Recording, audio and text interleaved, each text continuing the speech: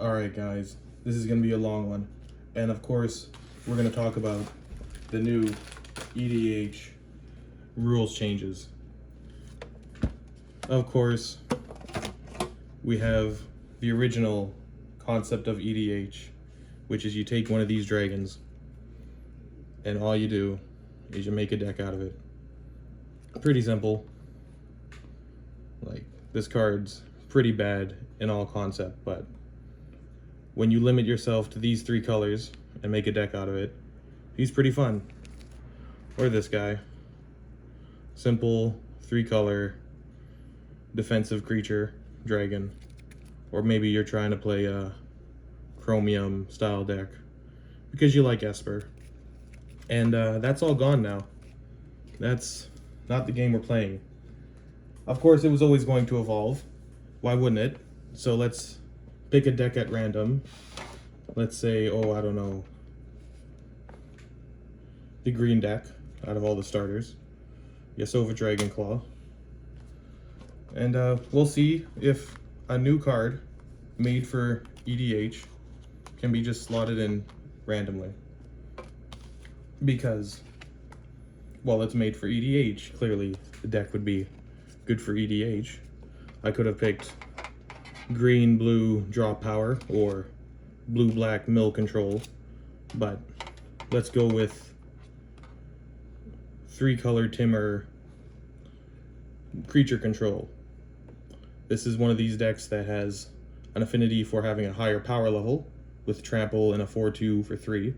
Green creature that uses a blue-red ability to steal other creatures. Very cool, very unique idea. And of course the legendary effect of all creatures, meaning this card is the only one of it. This is an important card, so you should have a powerful effect. Powerful effects, of course, being limited on the board. You don't have more than one of the same general or legendary on the field. But if you get more, of course, there are ways to break it, and that's pretty fun to figure out all the different ways this game works. And we'll go first with a card to make sure you can cast any color of card. A Vizier of the Menagerie. Simple Naga Cleric, which is now a Snake Cleric. So right away, my old deck is pointless. This is bullshit. It's already got an Inarada on the first card, on a set that wasn't that long ago. It's 2024 now, and this is an Amonkhet card. Oh well. So, this is a strong card. You may look at the top card of your deck, play it any time, spend mana as though it were any mana type to play it. I'll keep them in. Yeah, forest, another forest, forest, forest, forest, forest, forest. Let's keep all these over here. A mountain, mountain, mountain, mountain, mountain. Go through the mana-based. Less islands, more mountains. Overwhelming Stampede. The first card to really break the mold with overrun style effects. Suddenly, Overwhelming Stampede was the new high. And we have Explosive Vegetations. An old card. Power scaled out now. But if Magic is the product of a company, it needs to make money. So it needs to make newer and better cards. So when you have very, very strong old cards, you have to make a balance of, oh, well, we have these banned cards. We have to make new cards that feel like they should be banned, but not. Nadu is a prime example of a card that should have went over numerous grammatical checks, and they should have just made an errata right away, the same way they did with the goddamn Ikoria Companions. What a way to ruin it. And here we have Imperial Plate. This could be in any deck, but because it gives +1/+1 when you're ahead with card advantage. Yasova really benefits a lot, having a higher power level. And here we have Enchant Permanent. At the beginning of your pre-comment main phase, add mana equal to the enchanted permanent's mana cost to your mana pool.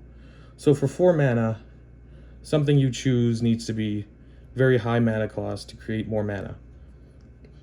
That is already outscaled by Tenderbloom, the green creatures that produce mana already. But of course, we need Rite of Replication and a Cyclonic Rift. Of course, a Cyclonic Rift necessary to handle all scenarios, but it's balanced out next to a green Weaver Druid. Simple enough, a 3 cost and a guard creature that gives you mana, 2 mana, Elf Druid. Not even tribal with this deck, but you can make any card work if it's just good.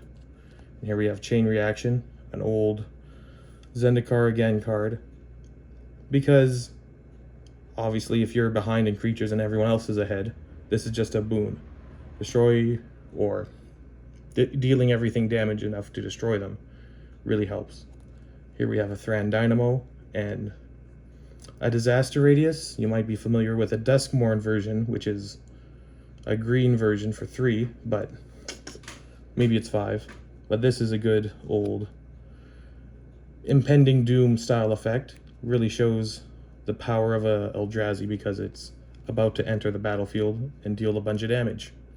Here we have one of the old versions of a god card, Spirit Avatar, Dominus of Fealty. And, you know, players just want to buy good cards. They see a good card, they see a Commander, Lotus. Of course they want it. Sometimes people just think, this is out of my power level, or I don't want to play with this kind of effect. Decimate is a good example, but we still play them. We still want to use destroy target land, destroy target enchantment, destroy target artifact, and destroy target creature. It's only a boon. So when we have Temple of the False God in every deck, along with a lot of different kinds of lands that all show up because they're good, it does create homogeny. And we'll need to make a ban list, a new one, because random people on the internet, someone called a rules committee, were garnering the rules. They made a decision that a lot of people didn't like, and if you didn't like it, you didn't need to play with it, that rule. And now it is in the hands of the company that makes the cards, when it was originally a format that just used whatever cards were left over so that you could play whatever was left. Of course, you buy a booster box. Not all the cards you use are going to be not draft playable, but just useful in a deck that you're going to make. So you make a new deck and another deck, and then you still have random rares left over. What do you do with them? You make an EDH deck because you just want to be creative with what you have. Here we have an Ixodron, another good old card that just creates an interaction that not many other cards can deal with.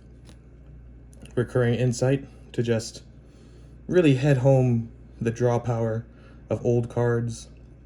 6 is a lot, but we have Aethergale, which is at rate, return 6 non-land permanents. Obviously, really, really useful. Here's some creature hate, because this deck isn't specifically trying to run flying creatures, it just wants to make sure that it has control over the board fairly.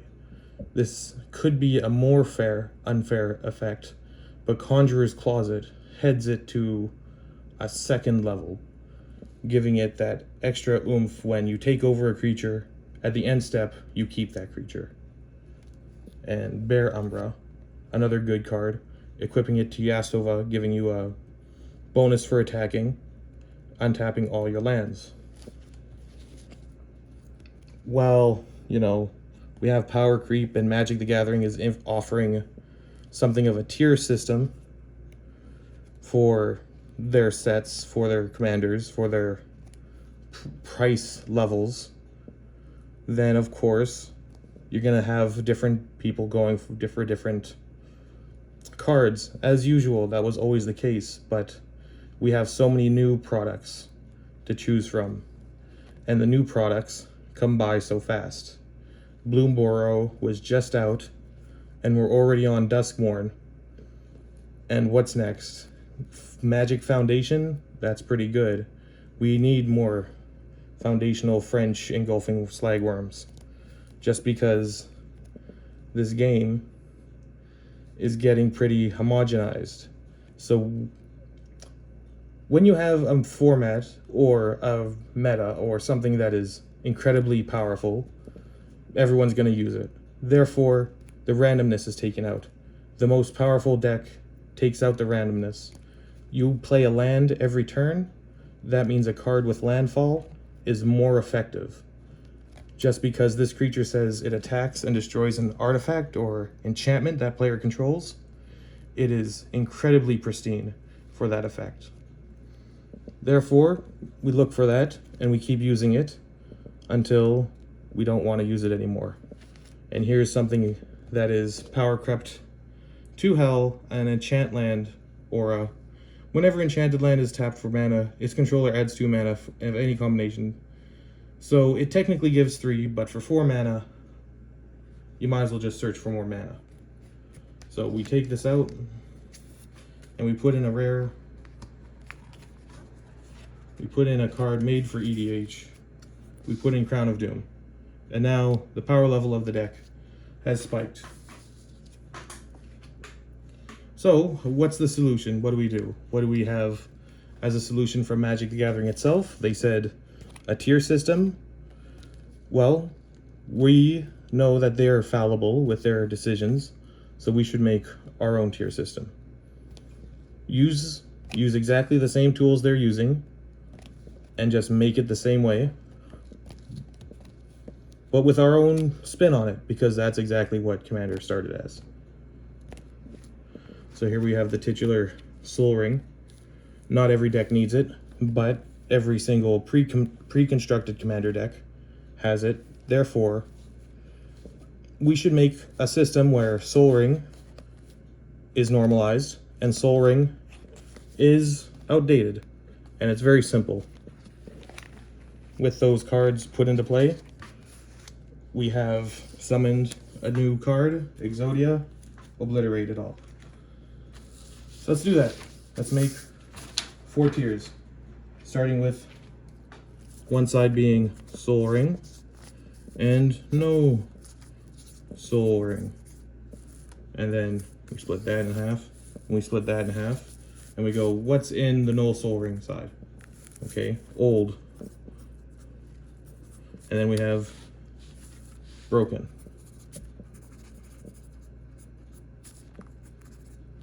And then we do the same for the other side. So this is also broken. And this is also old.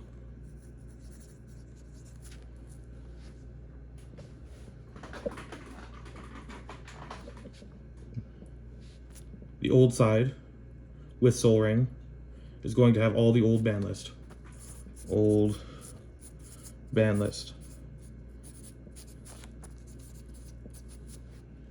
No Soul Ring is going to have no ban list. No ban list. And the reason why it's called no Soul Ring is because you're going to be playing cards stronger than Soul Ring. Here we have broken. So this will be all the broken cards with, let's see, we have old ban list. We have no ban list. We have new ban list.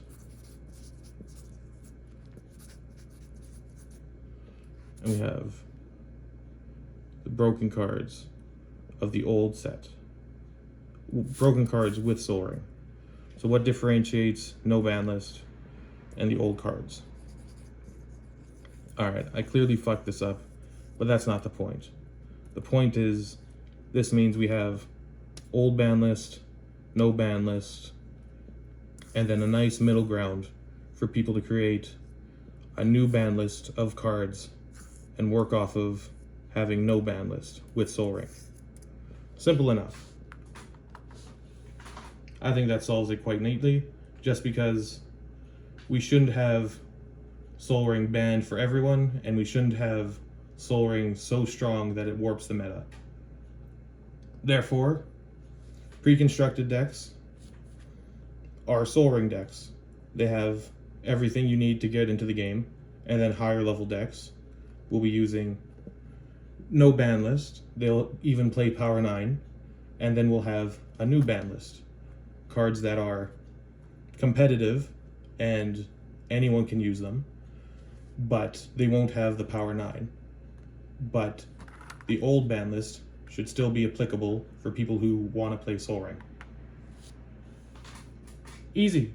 We don't need to have 4 tiers because the 3rd and 4th tier mix together, but essentially we'll have a new ban list with old cards being outdated but playable, simple, effective, and maybe these cards might be useful again.